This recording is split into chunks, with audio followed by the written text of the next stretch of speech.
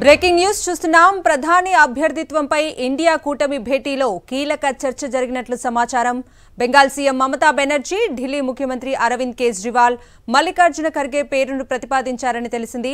దళిత నేత ఖర్గేను కూటమి ప్రధాని అభ్యర్థిగా ప్రకటించి ప్రజల్లోకి వెళ్దామని సూచించారట ఇద్దరు నేతలు. అయితే ఎన్నికల్లో గెలిచిన తర్వాతే ప్రధాని అభ్యర్థిత్వంపై నిర్ణయం తీసుకుందామన్నారని అట ఖర్గే.